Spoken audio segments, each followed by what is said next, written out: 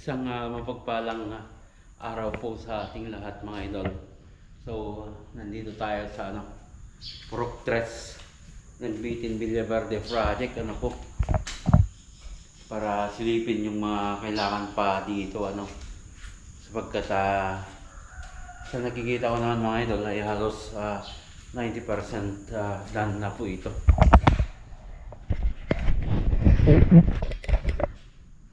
Ayan,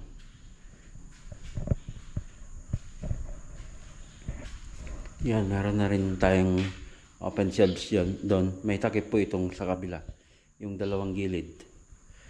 Yan, so simple lang naman po yung pinagawa ng may-ari. Then sa CR and bathroom, kinulayan pala dito. So yung natirang pintor na dala-dala ko, dyan na pala pinalagay ng may-ari. Then dito din sa sa may storage area. So yung blue na dala-dala namin, dyan na po nila pinahid. So halos final touch na lang po ito. Yung cabinet. Then ito yung pinagawa natin sa karpintero na additional, mga idol. Yung sa study table. Ayan, Then mamaya, mga idol, ito na yung papaasikaso natin sa sa ating kasamang welder, po. At lalagay na rin po yung gabay. Yung gabay ng hagdanan. Then ito yung pull out sa ilalim ng hagdanan. Ayan, tapos na pala lahat. Papalinis na lang, punas-punas na lang. Then fix yung mga concealed. So yun na lang, mga idol, yung nakikita kong kailangan gawin dito. Punas-punas. Yan dito sa labas. Yan yung karagdagang pintura. Dito na rin nilagay. Yan sa may harap niya.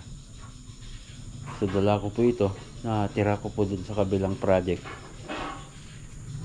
At dito na lang pinalagay ng may-ari. Lumiwanag na dito sa loob. Napinturahan na kasi ito. Then itong takip nito, mga idol, ay cream po ito sa lababo.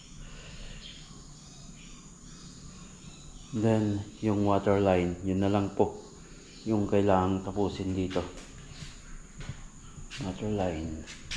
So hopefully hanggang Saturday or bukas, Friday po ngayon, ay bawasan pa yung mga kailangan gawin dito.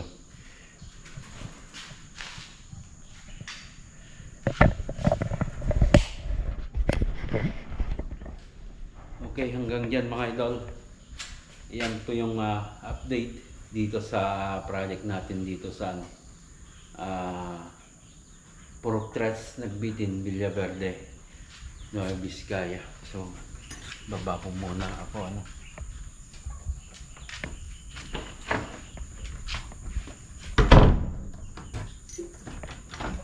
iwan na natin bukas yan. Papasok naman yung kasama natin mamaya. Yan sa likod ko.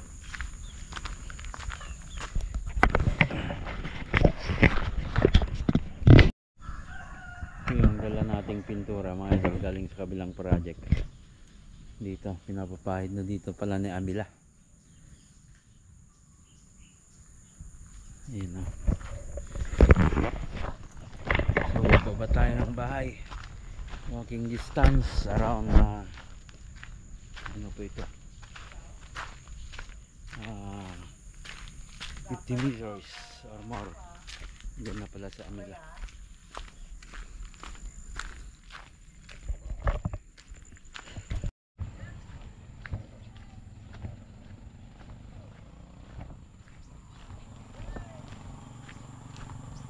Yan o, dito na yung bahay. Yan na yung mga pupunta ng Bambang.